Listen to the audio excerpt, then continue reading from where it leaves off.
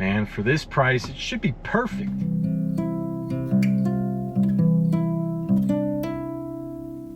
Welcome back to Frontier Live, where we show you what it's like to live with a Nissan Frontier. And today we're talking about my annoyances, or top annoyances, that I have with the truck. Things that really just scratch that OCD itch and can't be unseen once you've seen them. So let's go ahead and get right into it.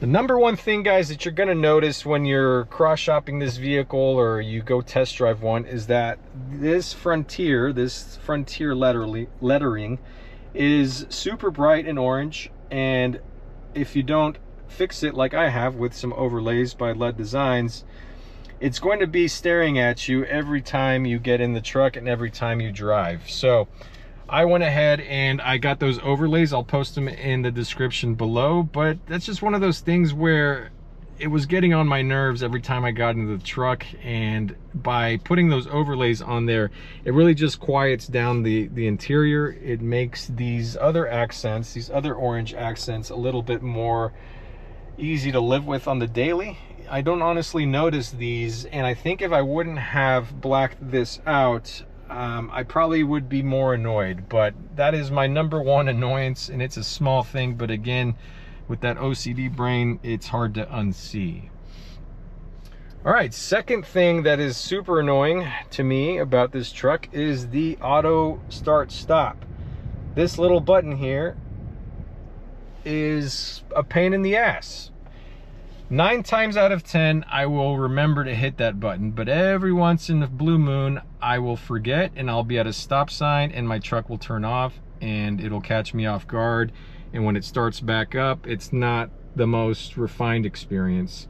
I'm sure a lot of you out there have experienced the auto start stop function on your trucks.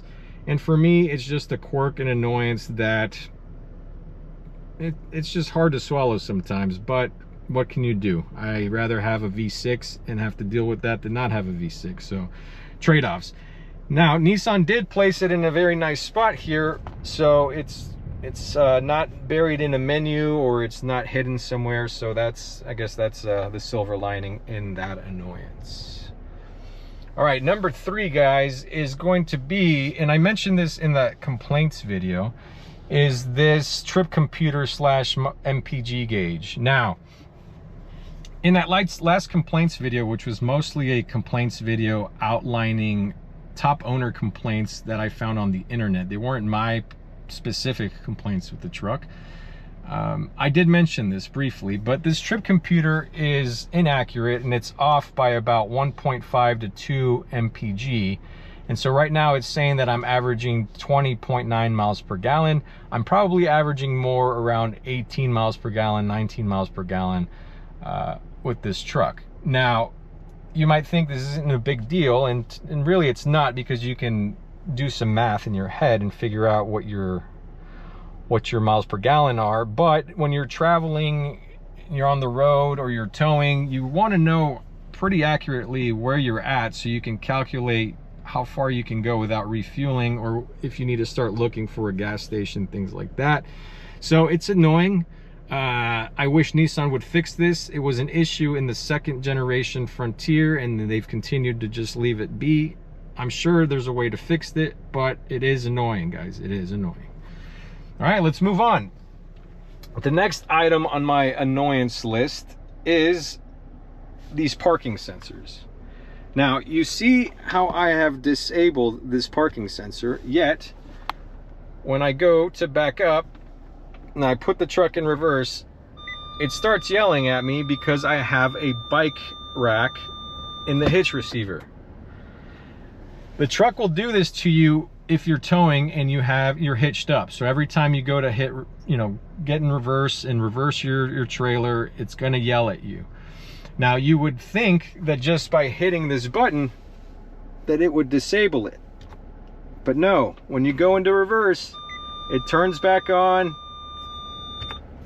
and it yells at you. And that, to me, is probably one of the biggest gripes I have with this truck. It's just super annoying. And because I often have my bike or I'm towing, I'm having to deal with that god-awful noise, even though technically I can disable it, but it won't disable fully. It's not fun, but again, not a deal breaker, just an annoyance. I think that's it for the interior. Oh no, we've got an honorable mention in here. So, infotainment. Infotainment's great. I think it's snappy, it's great, it works fine. However, there's just a few things that I think Nissan could polish, and that the biggest one is using the real estate of this nice 12.3 or 12.7 inch screen. Now, I could understand if this was just, you know, a one-off and it just didn't work for the camera, or just, yeah, didn't use the whole real estate for the cameras, as you can see here.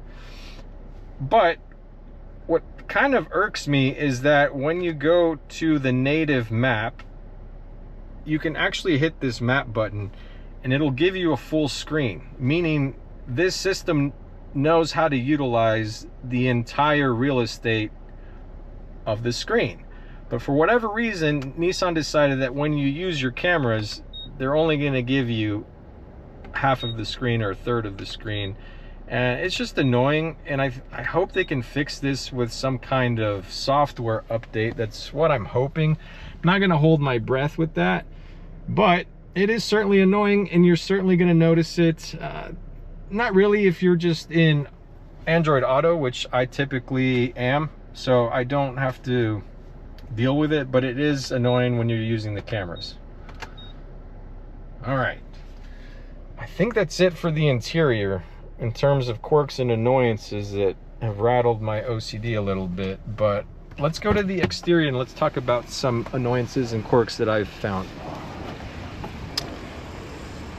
All right, so this truck's awesome, as you guys know. It has beautiful LED running lamps. It has LED, it's just full LED headlight, full LED fogs, and it has full LED taillights. Everything's LED in these taillights and in the headlights.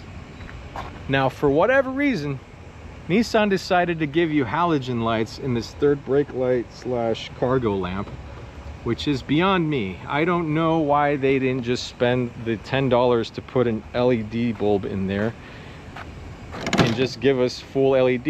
Yeah, it's a little quirk, but it certainly is annoying considering they give you LED lights in the cargo bed, in the bed area. So why not give us full LEDs? Again, it's not a deal breaker, but it's certainly something that I noticed, and it's a quirk, and I hope they fix that in the future.